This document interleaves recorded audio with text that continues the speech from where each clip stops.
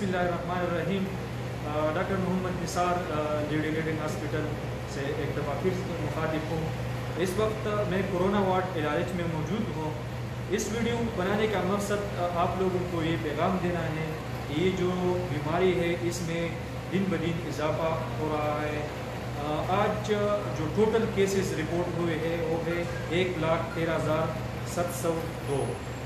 तो बराए मेहरबानी इस मुल्क और कौम पर रहम कीजिए और जो एहतियाती तदाबीर और SOPs है इस पर अमल करें और हुकूमत वक्त से ताउन करें।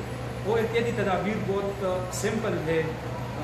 नंबर 1, सर्जिकल मास्क का इस्तेमाल बार बार कीजिए, बार बार हाथ धोना 20 सेकंड तक, और जो सोशल डिस्टेंस है उसका एहतमाम करना।